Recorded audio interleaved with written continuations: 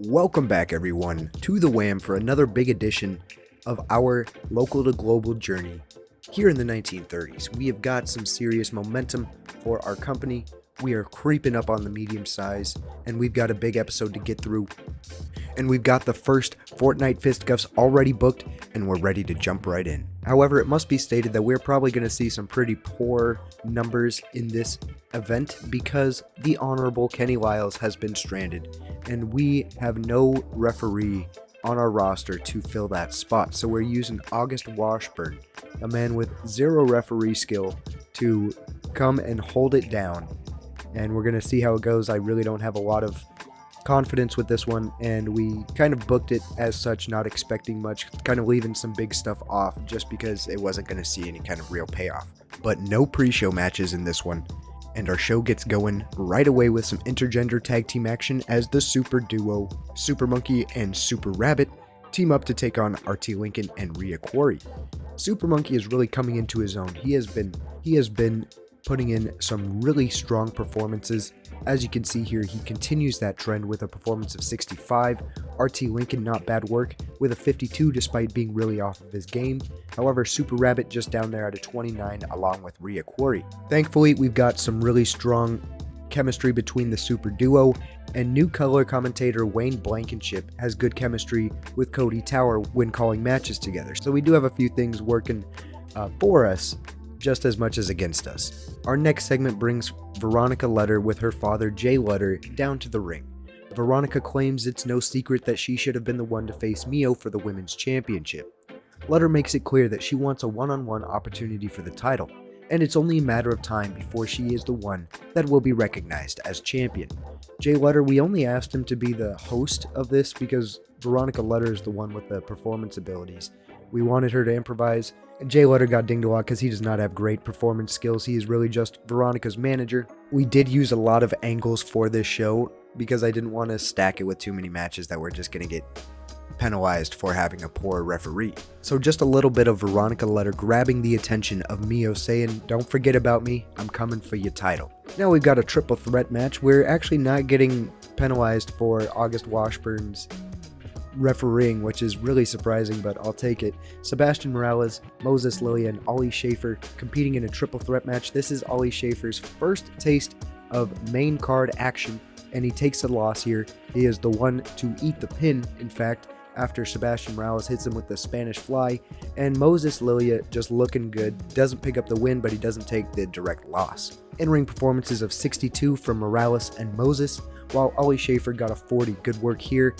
Encouraging stuff for Ollie Schaefer now that he is working with some established talent, not just your pre-show fodder like Thunderberg, Barden, and Kamari Flanders and such. So we get a match rating of 56. Things are not going as bad as I thought they were, I will say. In the next segment, Hermenegildo Ramirez is interviewed by Riker Zucker. Zucker brings up the pinfall Ramirez ate at the last show, asking if that is enough for Hermenegildo Ramirez to award Archie Filer with another shot at the junior heavyweight title. Remember, Rahan Marlowe and Hermenegildo Ramirez were in a tag team match against Sebastian Morales and Archie Filer. Archie Filer was the one to pin Hermenegildo in that match, so that's where this instance comes from. However, Ramirez immediately shot this down, claiming Filer didn't prove anything. Ramirez then highlights his victory over former heavyweight champion Sebastian Morales, stating Filer has yet to do anything of that caliber. Therefore, Ramirez sees no reason to put the title up against someone who has already had their shot. Segment rating of 50 as Hermenegildo Ramirez shoots down the idea of awarding Archie Filer with a championship opportunity. And we know that Filer has been hot on Ramirez's trail. He's coming for that junior heavyweight championship, and he's been working hard to get it. However, Ramirez basically hints that he's still going to have to wait. He's not getting it from him. Now in our next match, you can see we get our first penalty for Kenny Lyles not being there, as the crowd seemed to be bored with yet another special guest referee being involved. Unfortunate for them because August Washburn is just the man for the rest of the night. But we do have a tag team title match between the Wellington Dynasty and Barakui. No shenanigans here, just Diego Bergen and Kitahachi Kikui taking care of business, securing their championship and walking out on top here. Chuck Wellington, strong performance at 45, you can really start to trust him. in the ring nowadays, and it's something I'm not really used to. Duke Wellington down there at a 35, he is getting better, but still not good comparatively. Kitahachi Kukui with a 49, and Diego Bergen with a 56. Diego Bergen is one of the most popular wrestlers on our roster at this point, which is also another surprise. We get a match rating of 47, not the best here, but not the worst either considering who we had here. But the team of Barakui, the tag team champions, defend their titles for the 5th time here in this match. Up next, we've got Neil Allman and Bronson Fraley in the ring. The tension between the two is clear given their aspirations to become the WHAM Heavyweight Champion. However, the two are here to state that there are no internal issues with the WHAM OGs. In fact, they claim to be more united than ever, and making the claim that the heavyweight title is not safe. Despite the claim, the tension seemed to remain as both men proclaim that they will be the one to recapture the championship. Basically, in unison, in synchronization, Neil Allman says Neil Allman will become the next champ, and Bronson Fraley says Bronson Fraley will become the next champ. And then there's a quick pause, they snap, they look at each other, as the two men once again showed that maybe they aren't as aligned as they thought. We get a segment rating of 61. Of course, Neil Allman is just a beast when it comes to these segments. We let him improvise, and he does a good job.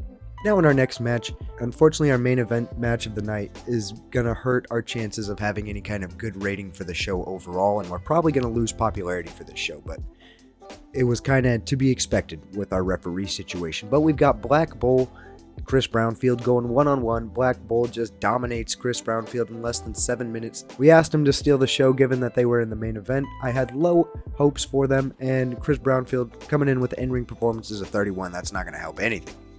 But we get a match rating of 45. Black Bull dominates Chris Brownfield. Chris Brownfield is Turner Spittler's manager, and that's notable because while Black Bull was busy with Chris Brownfield, Turner Spittler would appear from the back and launch a brutal attack on Gary G. Emick. As this came towards the end of the match, Black Bull quickly wrapped up the bout, but by the time Black Bull was ready to deal with Turner Spittler, the damage to Gary G. Emick had already been done, and Turner Spittler began to make his escape. So Turner Spittler impacting the match in zero way. However, he came in and just thwapped the manager of Black Bull, Gary G. Emick, ran down, brutalized him, power slammed him, threw him into the barricade, and before Black Bull could end the match and retaliate or come to Gary G. Emick's defense of any kind, Turner Spittler was already basically out of there. So Turner Spittler just comes in, wreaks havoc on Black Bull's dearest confidant right now, and gets himself some attention. Strong way to end the show with a segment rating of 60, but I don't think it's going to be enough as it is not. Overall rating of 50, losing us popularity in the Mid-South. And we do increase in the other regions, which this card just didn't have what it needed to continue our popularity growth in the Mid-South. But again, not to be expected because there was no Kenny Lyles. As you can see here, he is not on this list because he was stranded. Though after the show we praise Super Monkey, Super Rabbit, and Veronica Lutter. Finances are not in question, still profiting $67,000 from this show. And fortunately, we still stay at 57 popularity in the Mid-South, but we do tangibly jump in every other region. And just since I've never actually pulled up this screen before, just showing you that we do in fact have Wayne Blankenship in that color commentator spot. And we just asked him if he'd be open to becoming a color commentator. He was all for it. And his good performance stats, they instantly translate into the commentator broadcasting position. If you don't know how the broadcasting stats work, basically anyone who is not an official broadcaster has a 0 stat. However, if you do change their status to a officially recognized commentator, as soon as they begin working in that position, their stats will transition over. I believe it's just the microphone skill. So if we made him a play-by-play, he'd be a 76 in the play-by-play. So we just made him a color commentator. He's that veteran wrestler offering his own unique insight and input, but he's also very entertaining to listen to. And Wayne Blankenship has just been a part of the WHAM for so long. I am so happy that we're finally at a point where wrestlers in the database will start becoming other workers in the database now that they've got enough stats and everything. But it's exciting. It's an exciting development, and he's doing great work. This will keep him in the WHAM for a very long time, I think. And we also decided to make a couple more changes. The last episode, as of my recording, the last episode where we implemented all these new characters has not been uploaded onto YouTube yet, so I have no idea how you guys received it. I have no idea how you guys felt about it. And on a separate save, I wanted to see what these guys' careers would look like if we just simulated a few months and stuff. I decided to up the stats of Blackjack Brutus Malloy a little bit, so he's going to be able to produce a little bit faster. Just upped most of his stats a little bit, still keeping some of his weaknesses and downfalls for him. Elias Kruger, we did the same thing, gave him an extra push in some of his primary abilities. George Cavendish, we raised his popularity to make him a major star in QCW, kind of forcing them to recognize him as a main eventer a little bit more, because he does have impeccable stats, really good stuff, to the exception of what's really bad, like his consistency and stamina. We gave Dominic Theotokopoulos a little boost in some of his stats as well. Gorgeous Gretzky, I fixed his age and experience, so now he's back to being a rookie, just 23 years old. Henry Leadhands Worthshire got a little bump in some of his abilities as well as some of his attributes to help him develop a little bit quicker. So I cannot say enough how thankful I am for your guys' involvement, your participation. I'm so excited to see what these new characters and the new companies bring into the database. I've also decided that we are going to make a change backstage. Rahan Marlowe, he does a good job as the head women's trainer, causes morale deficits and negative impacts there. So we're just going to make Jay Letter the head women and men's trainer. So unfortunately, we're going to have to remove Rahan Marlowe. He's not going to be happy about it.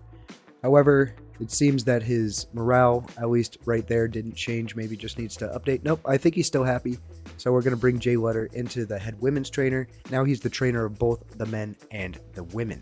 So hopefully we stop seeing morale dips from that, because a good handful of our ladies are developing some morale issues. Sheila Velasco, Mariana Calvo, irritated at disliking the pre-show training environment. So you can see it's starting to seep into our female competitors. It's not what we want by any means. And we're not making a change to our roster at this point in time, but I wanted to show you guys something. Akihiko Onoda, if that name sounds familiar, then I know you are a real one who watches this series. He is the brother of Fumihiko Onoda, the younger brother of one of my favorite guys in this whole database, for no real reason either. I just have a sentimental attachment to him for us ripping him out of Japan and then basically leaving him unemployed in America, forcing him to find his way on his own. He's been in and out of many companies. But I noticed this guy, he looks just like him. He's got a very similar face. He's got the same last name. And he is the brother of Fumihiko Onoda. Interestingly enough, he's got tag team experience with Kitahachi Kukui. So this man is just low-key connected to the Wham without ever being in the Wham. But that is so cool to me. I asked him to come work in America because I want to see he and his brother team up.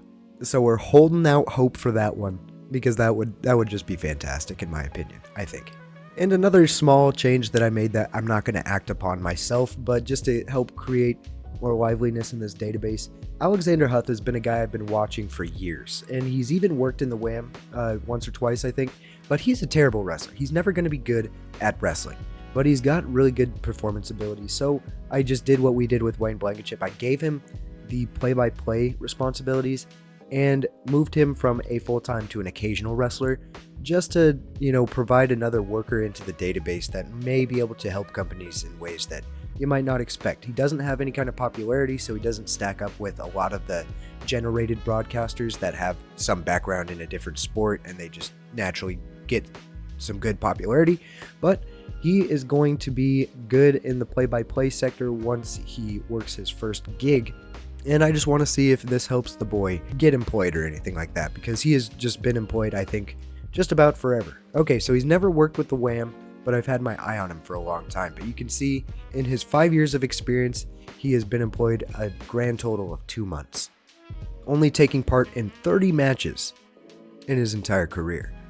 And funny enough, for Alexander Huth, that change that we made immediately benefited him, as he was hired by Goof on a handshake deal, more than likely to be their broadcaster, but he will be able to get in the ring every now and then for him if needed. And we also see a whole bunch of body type changes. Archie Filer, Black Bull, Blue Mage, Craig Bean, Duke Wellington, that's not a body change, Rawwood Boy, Rocco Lockwood, and Sebastian Morales, all improving their body types. We can see over at QCW, they just had their second show. I want to see how they're doing.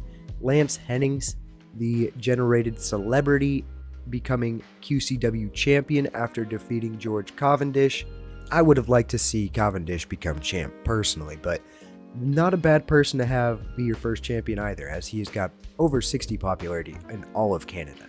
But he's not very good in the ring, but the man definitely draws a crowd, that's for sure. So even though we didn't see the result that we wanted, I like that we got George Cavendish in the main event over in QCW. There's some serious range in the quality of their matches. As you can see, Daniel Loisel is still putting it down, getting in-ring performances of 64 and raising the quality of the matches that he's in. A really well-rated segment between Cavendish and Lance Hennings before their title match, even if their match wasn't the greatest. And then you can even see some red. Some of the ladies are really lacking in their in-ring ability, but he also got Philip Tilson, who's a longtime vet, taking on Rob Jacquet, only getting in-ring performances of 15. Checking back in Ogre Wrestling, still haven't had their second show yet. I think they're just on a monthly schedule, which kind of makes sense given their style, the Olympic Greco-Roman style, kind of making it more of a spectacle each time they put on a show. I don't hate that. They've got some specific criteria to even be on their roster, and this will be another fun one to keep an eye on. And then, of course, looking over at Goof's last show, we've got Albie Dewberry still in the main event, still losing to Lionel Seidel for the Intercontinental Championship, despite giving the best performances of the entire show. Gabriela Suarez still over with Goof, despite the fact that they don't feature a lot of women's wrestling in the Goof. But we've even got Charlie Thompson getting work here in the Goof. You love to see it. And we've got a few creative ideas that we can use before we get into this next event. And usually we use these creative ideas for morale issues, but this time I'm taking a different approach. We've got Kita Hachikakui. The man is happy, but he's got cold momentum, and it's been pretty bad for quite a while, and we really haven't been able to fix it for him, despite him having a pretty active and solid reign as WHAM Tag Team Champion, picking up a lot of those victories. So we're going to use this creative idea. It's a near certainty. It was a success. It brings him up from cold to chilly momentum, but I want to see that a little bit better. Let's try one more, and hopefully, okay, this one was another success, and he's gone up from chilly to cooled. So he had awful momentum for whatever reason. Let's just look at his match history. He's 11-6 in all of 1933. That does include Kinky Wrestling, so let's just check out the WHAM. Specifically, he's 9-2 in the WHAM. So I really don't know why his momentum has been so poor. He was 13-17 in all of 1932. But, I mean, once he started teaming up with Diego Bergen, they were picking up a lot of victories. So, not really sure what the issue is there, and he's even considered unimportant despite having 33 popularity in the Mid-South. We want to help this man out because look at those performance stats. 91 charisma, 87 microphone, and he doesn't really have any weaknesses in the ring. 90 basics, 90 consistency, 86 safety. The man's a great worker, so I just want to see him have some more success. And then we've got Angus Wellington, who is irritated. That means he becomes a negative influence on the backstage morale, so we're going to try to get him out of that state. This one was a success, but he's still irritated. Let's give him another one, because I love dumping all of my resources into Angus Wellington. Another success. He's now white hot momentum, but he's still irritated. Unfortunate. We're just going to have to give him some good words after the next show, but we'll give Joel Cartwright this next character idea. It was a success. He's moves from annoyed to irritated, so we like to see that. Apparently I saved a character idea that was a bit of a gamble, so I got to make sure I don't actually use that. But we use another near certainty. He's got strong momentum, but he still remains that irritated. However, we are right back into the swing of things with another edition of the Fortnite Fisticuffs, and this time Kenny Lyles is in fact present. We've got a referee tonight, and we've got some big things coming. First things first, some pre-show matches. We've got Mio and Kita Hachikakui teaming up to take on Raul LaBoy and Mariana Colvo. No big stakes behind this one, no stories, just keeping people in the ring, wanting to get Mio, don't want them getting rusty, and we want to keep their momentum moving. Mio and Kita Hachikakui pick up the victory here, and we would see Mio with an excellent in-ring performance of 60, while Kita Hachikakui got a 49, Raul LaBoy with a 48, and Mariana Colvo with a 34. Overall, we get a match rating of 49 for our pre-show. Next and final pre-show match is a 6-person tag team match, as we've got the super duo Super Monkey and Super Rabbit teaming alongside Archie Filer to take on Rocco Lockwood, Kamari Flanders, and Layla Pascal. Gee, I wonder how this one's gonna go. As you can expect, the team of Archie Filer and the Super Duo do pick up the victory when Archie Filer submitted Kamari Flanders. Some strong performances from the males as Archie Filer got a 72, Super Monkey got a 66, my goodness, Rocco Lockwood with a 35, and Kamari Flanders with a 31.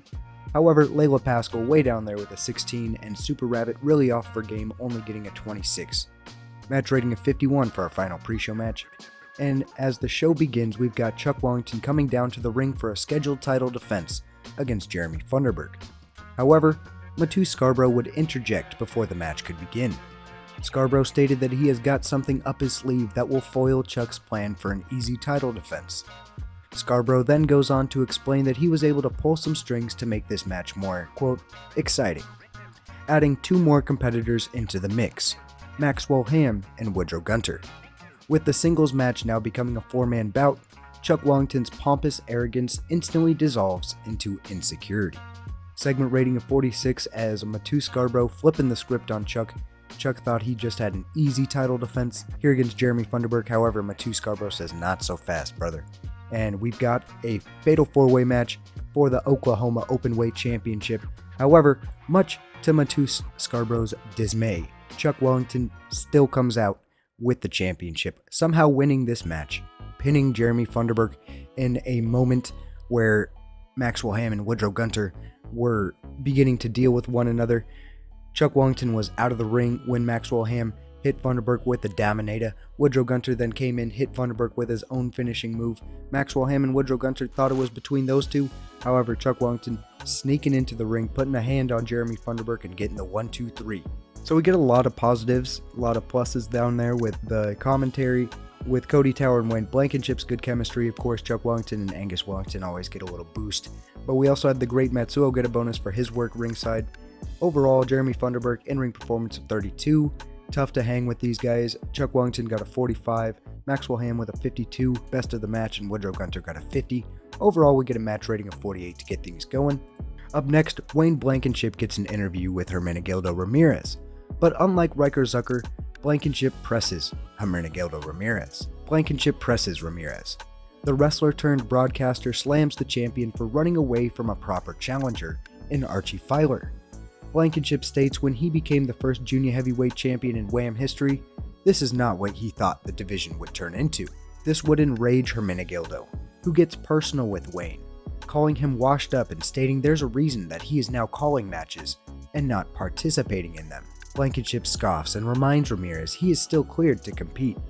Putting the champion on the spot, Blankenship then makes a challenge for the title tonight, which Ramirez would accept. So just showing Wayne Blankenship getting under the skin of Hermenegildo Ramirez, basically disparaging him as a champion. Hermenegildo doesn't allow this. This doesn't sit well with him, and things get personal, things get heated in this interview. Wayne Blankenship extends a challenge, Hermenegildo accepts. Segment rating of 49. Now we've got more tag team action up next as Ollie Schaefer and Moses Lilia team up. They were just opponents in a triple threat last week. Now they're teaming up to take on August Washburn and Brian Hatcher. Okay match. Moses Lilia really did some good work. He actually carried the match to a formidable rating, because if he didn't perform as well as he did, we would be seeing a match below the 50s, which at this point in the card, not what you want to see. However, Ollie Schaefer would be the one to pin August Washburn, and in this sense, he would kind of vulture the pinfall. He would get a blind tag on Moses Lilia from just like smacking his shoulder or something, and then he would come in, clean things up, even though Moses Lilia was the one that was kind of going on that run, that streak, that big offensive push. But nonetheless, Ollie Schaefer does pick up his first victory on the main card. Match rating of 52. Now we've got a triple threat with the ladies. This one not as strong. Our matches really aren't coming too correct, so hopefully our main event does some good stuff for us, which I think there's a good chance it does. But we've got Ivy Baldridge, Talia Rayleigh, and Veronica Lutter all competing head-to-head, mano a mano.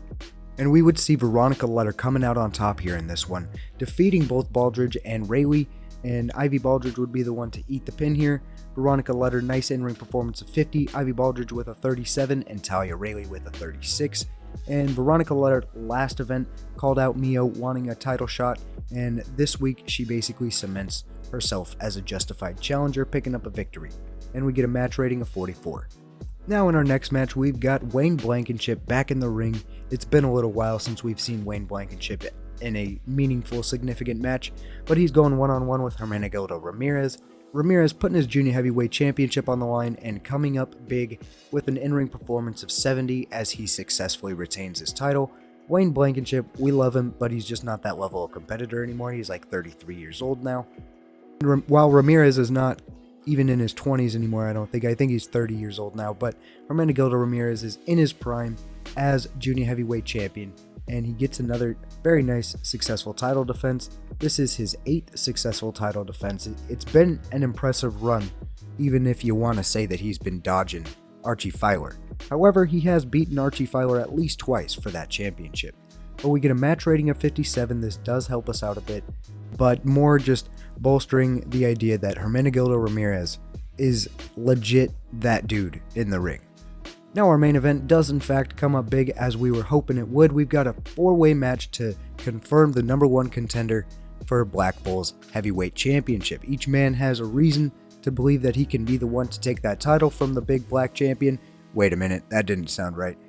Bronson Fraley and Neil Allman both recently competing for the title. Sebastian Morales picked up a big win over Rahan Marlowe at a recent event, and Turner Spiller just brutalized the manager of Black Bull at the last event.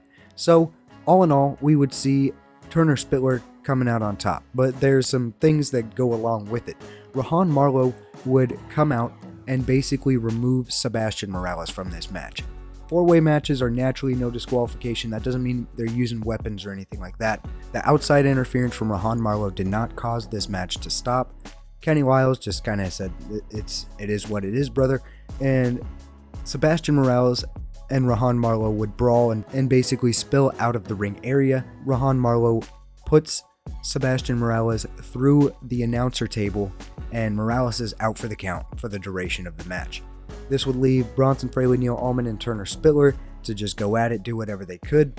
There was a big moment where Fraley and Neil Allman were working together against Turner Spiller, but eventually they had to come to blows with one another. There was a moment of mutual understanding that this is what they had to do, and they unloaded on each other.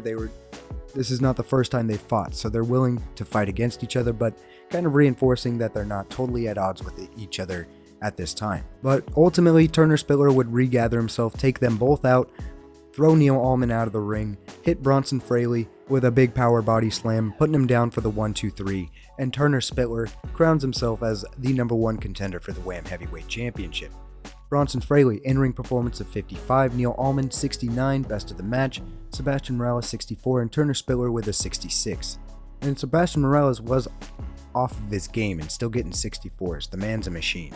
So we do come in strong with our main event, which we needed it. We get a segment rating of 65, and I'm happy to see it. However, after the match, Black Bull makes an appearance, seeking vengeance upon Turner Spiller for his actions at the last event. The champion came straight to the ring. However, Turner Spiller knew what was coming and got out of the ring as quickly as possible, even jumping over the barricade and leaving the ring area through the crowd. Black Bull was left in the ring, where Bronson Fraley was still collecting himself. Black Bull expressed his anger by taking it out on Bronson Fraley.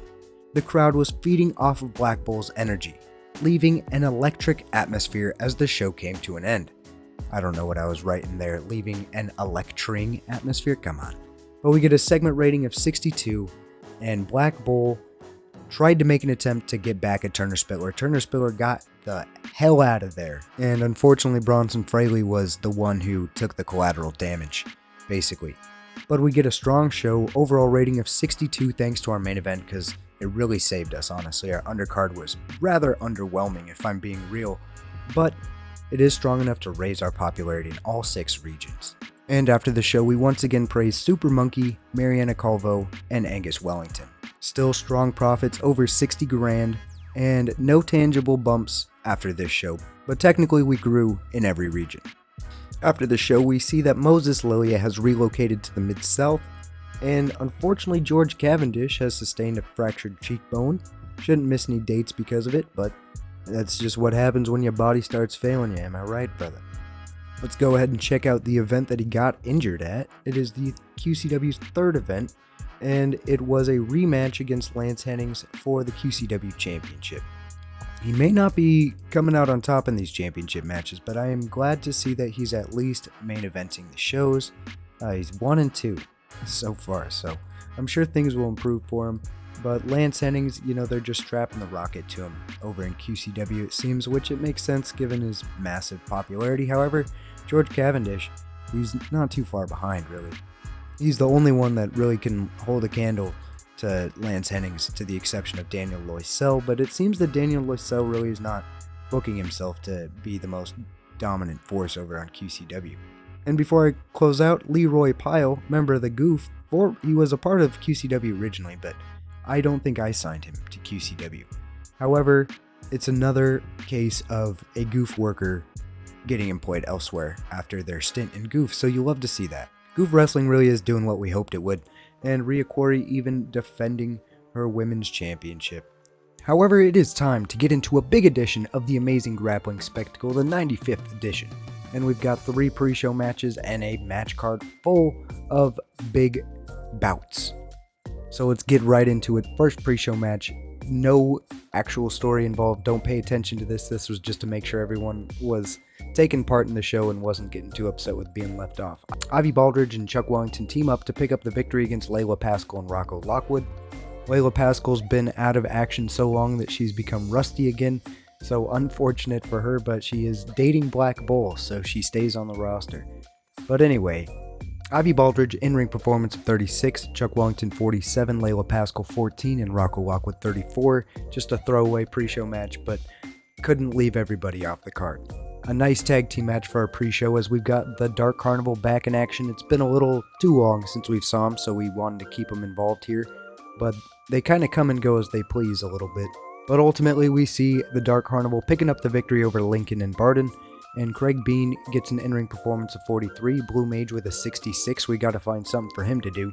Jackson Barden 32 and RT Lincoln with a 60, overall rating of 53. Our final pre-show match brings Maxwell Ham, Jeremy Funderburk, and Woodrow Gunter, the 3 men who competed against Chuck Wellington for his Oklahoma Openweight Championship at the last event. They came up short. They compete in a triple threat kind of just to establish some pecking order, not necessarily number 1 contendership, but you get what I'm saying. Maxwell Ham picks up the victory in front of 5,418 people here in El Paso, Texas. Great turnout for the Wham. But we do see a nice performance from Woodrow Gunter with a 55, Maxwell Ham 58, best of the match, and Jeremy Funderburk 32. He was really off his game, so if he's getting a 32 while being really off his game, that is showing improvement, but still not very great. Overall match rating of 49. Now getting into our actual show, we've got Raul LaBoy and Mariana Calvo taking on Joel Cartwright and Talia Rayleigh in some intergender tag team action. This really could have been a pre-show match, but we wanted to just stack it as full as possible. We've got Mariana Calvo and Raul LaBoy picking up the victory over Joel Cartwright, who is a very nice competitor, and Talia Rayleigh. Raul LaBoy would be the one to force Talia Rayleigh to submit, showing no care that she is a woman, that she's a female.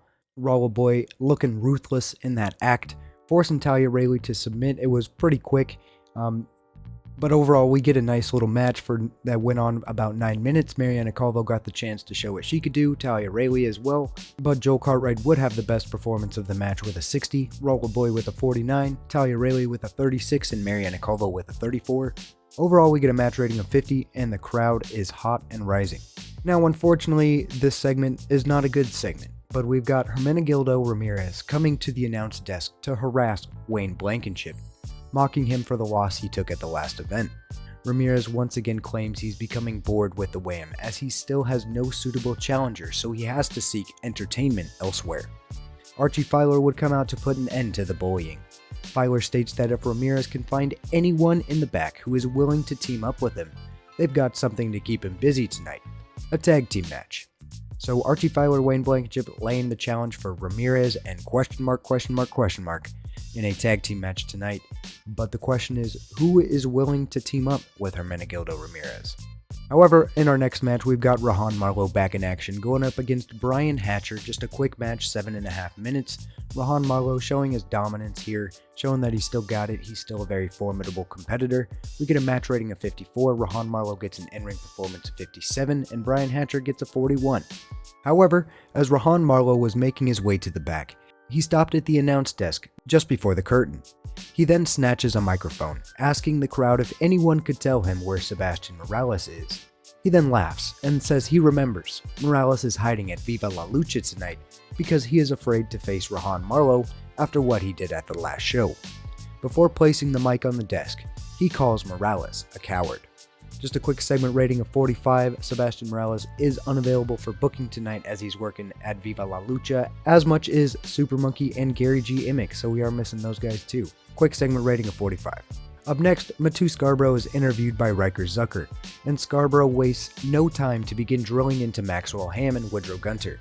Matu calls them idiots and losers, stating he gave them the easiest opportunity to take the Oklahoma Openweight Championship away from Chuck Wellington, and they failed.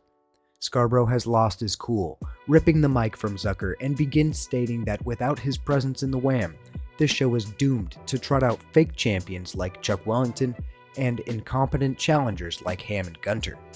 He tosses the mic and makes his leave through the curtain. Keeping Matu Scarborough involved, showing his disgust with Maxwell Ham and Woodrow Gunter after he pulled some strings to get them involved into a match that you would think Chuck Wellington would not be able to walk out of as champion, but he did so, and Matu Scarborough not happy about it. He just is furious that somebody like Chuck is champion, but we get a segment rating of 54. Now we get a nice tag team title match between Moses Lilia, who is a former tag champion, and Ollie Schaefer. They do have a win under their belt as a tag team, taking on the champs Barakui. However, despite Moses Lilia's title history and the fact that he had the best rating in the match, Barakui would come out on top here, retaining their championships. Diego Berrigan with a nice in-ring performance of 56, Kitahachi Kikui had a 49, Moses Lilia with a 57, and Ollie Schaefer with a 39, who was the weak link, struggling to keep up with everyone else's performance. Not a lot of story behind this exact match necessarily, not a specific finish. Kitahachi Kikui hit Schaefer with the high knee. Schaefer was the one that took the pin. Moses Lilia is the dominant force of the team. Big man, 6'6", 300 pounds, I believe, if I'm not mistaken. But unfortunately, the rock-solid chemistry from Diego Berrigan and Kitahachi Kikui and their cohesiveness propelled them to the 6th successful defense of the Wham Tag Team Championships, match rating of 56 as we keep things moving. We've got the Women's Championship on the line as we would see Mio successfully defend her title for the 4th time against Veronica Lutter. Not all 4 times against Veronica Lutter, of course, but Veronica Lutter getting a one-on-one, no shenanigans, no distractions, but unfortunately, she cannot come through in this one-on-one opportunity. Mio with a nice in-ring performance of 57, Veronica Lutter with a 47, not bad, but we've definitely seen better from her. This is actually probably on her lower side of things. But all in all, we get a match rating of 54 as Mio wins a hard-fought battle against Veronica Lutter. And now there's not a whole lot that Veronica Lutter can say as far as Mio winning the championship, maybe even avoiding Veronica Lutter, but Mio came through in a big way here with a big win. Up next, we get a big-time match between Bronson Fraley and Neil Allman. We saw them in a 4-way turn triple threat match at the last event, where they were forced to compete against each other, and we find no different here, as there's still some unease between the two big egos, big personalities, and just big stars here in the Wham. 2 former heavyweight champions, 2 Wham OGs going at it, and we would see Neil Allman coming out big against Bronson Fraley. Neil Allman with an in-ring performance of 65, Bronson Fraley with a 54. Fraley's a really good competitor, but Neil Allman is just continuing to grow into that upper echelon of competitor. And Bronson Fraley is, if I'm being real, he's having trouble keeping up. But we do see a big victory from Neil Allman, and it was clean.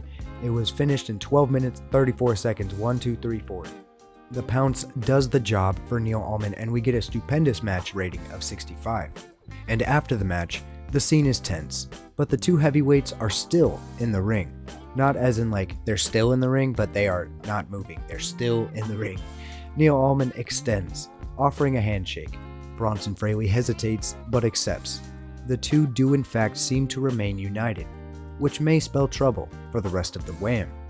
Segment rating is 67, just showing after a hard-fought match, these guys are still clicking with one another. The Wham OGs are still together, and despite Neil Allman kind of showing that maybe he deserves that shot at the championship, Bronson Fraley still got his back. Now we've got our match with Hermenegildo Ramirez, Archie Filer, and Wayne Blankenship, but unfortunately, Hermenegildo Ramirez could not find a tag team partner. Nobody in the locker room was willing to team with this guy. He has not been the best person to be around as of late. He still comes in with a really strong in-ring performance of 72, but unfortunately, he just can't fend off the numbers of Archie Filer and Wayne Blankenship. Blankenship way down there with an in-ring performance of 35, but Archie Filer with a strong performance of 66. Archie Filer was really off of his game as well, so we could expect 70s from both of these guys. And Archie Filer would in fact force Hermenegildo Ramirez to submit.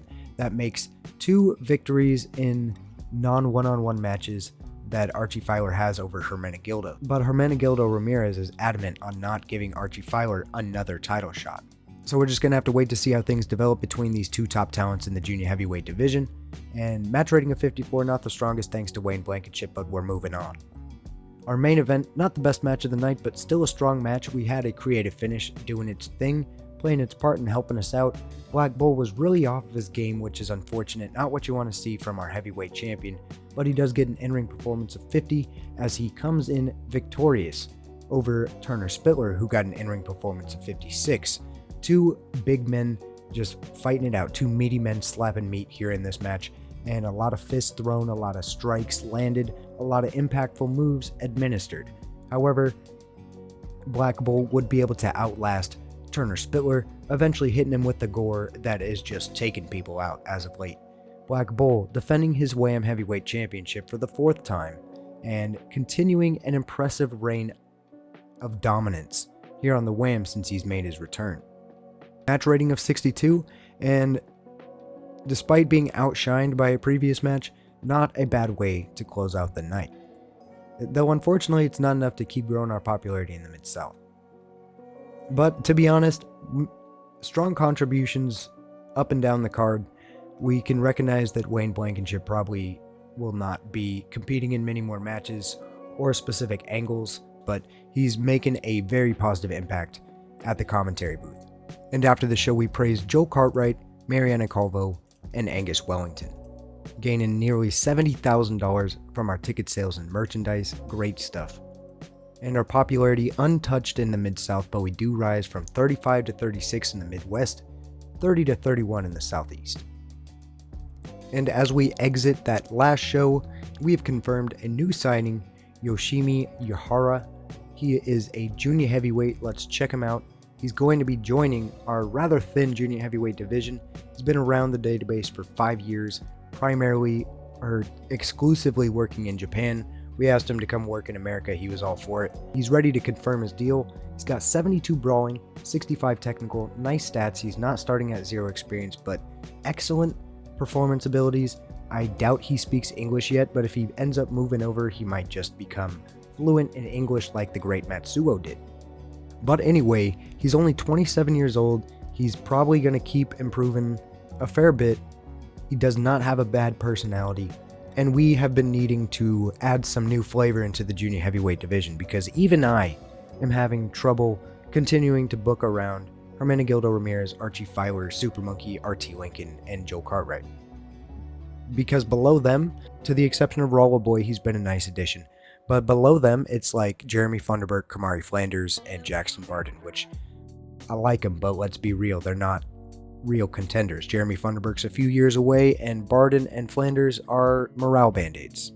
So we're happy to make a new addition to the junior heavyweight division. And I will say, honestly, I was intending on releasing somebody to replace him, but we've only got like 10 junior heavyweights that are not managers and not non-wrestlers. So we're going to just leave the roster as is after making this decision. We might make a few more additions as we head towards the Glory Gauntlet, which we are going to need 10 capable junior heavyweights to make for a compelling match. And we're going to change Yoshimi's gimmick up. He was set to debut a biker gimmick. I don't like the aesthetic for that. We're going to set him up with a silent but deadly, as he's got a quiet personality type and he's good with the swagger gimmicks. So hopefully this yields some success for us. Let's just raise the... There we go. And before we check out for the episode, we got to see what's going on in the world of the database as Leroy Pyle quits Goof. Looks like he was stiffed on his payment by Corey Sherman. Honestly, I was going to change Corey Sherman from being such a sleazebag and doing this all the time, but I do kind of like the turnover that it creates. And Leroy Pyle has already been employed elsewhere, so he came into Goof, he got his other employment opportunity, now he can leave. And honestly, that works out really well for me, because if we can help it, we'd like to keep the Goof workers only working at Goof, but I'm not going to just pop in and release people like Albie Dewberry, who's working at SPW, or even Gabriela Suarez, who's working at CSW. But there are guys coming into Goof and finding opportunities. You'll love to see it. Now, checking out their last show, Albie Dewberry winning the match in the main event, defeating Ben Morris, but we do see the champions also defend their titles, as Emmeline Tyson defends her Queen of Goof title, Leonel Seidel the Intercontinental title, and Taylor Simmons still the King of Goofs. Big match card from them, honestly, and I love that they're giving so many guys work. That's literally exactly what they are designed for, so good job, Goof Wrestling. Super Estrella still doing their thing. I feel like they should be getting higher show ratings than they actually are receiving, but it is what it is. Masked Serpent defeating Tulio Navarro, who is like the Daniel Loisel of Mexico, so I don't know why they're putting him over, why they're making Navarro put Serpent over, but I'm not here to tell them what to do with their company. Masked Serpent's a really nice wrestler, but he does not want to work in America, so you're not going to see him for a while. Ogre Wrestling has held their second event. You'll love to see it. Eric Malmberg defeating Bernard Beal to retain the Olympic gold. Unfortunately, Dominic Theotokopoulos took a loss in tag team action against Jaeger Jazz and Baron DePorter. However, he did get an in-ring performance of 47, so not bad from him. George Tragos, the founder of Ogre Wrestling and real-life coach of Luthez, putting on an in-ring performance of 64 and defeating Wyatt Bull. And Ogre's putting on show ratings of 50. That's pretty good stuff. And we can also check out some of the other guys in the database. Blackjack Brutus Malloy. Unfortunately, it looks like he took a loss to Cormac Hayes, but Cormac Hayes is a good worker. Malloy getting an in-ring performance of 33 in that match. Iron Elias Kruger teaming up with Dwight Dunkel to main event SPW, picking up a victory in the main event at that. Got an in-ring performance of 38. Super Demon also was a part of that main event. Wham OG. And then as well, Gorgeous Gretzky getting some work in TWA. Look at that in-ring performance of 40. Nice job for him. He's only been in 2 matches here in TWA this year, but still glad to see them getting some work. And Henry Leadhands Worthshire putting up in-ring performances of 45, although taking losses in FNP. That seems to be his first match with the company as well. And then we even had a one-on-one match over in SPW. Iron Elias Kruger defeating Blackjack Brutus Malloy. That's a fun one. In-ring performance of 39 for Malloy and 32 for Kruger. Kruger's getting some work. He's had 3 matches with SPW so far, and he's actually undefeated. Look at that, 3-0.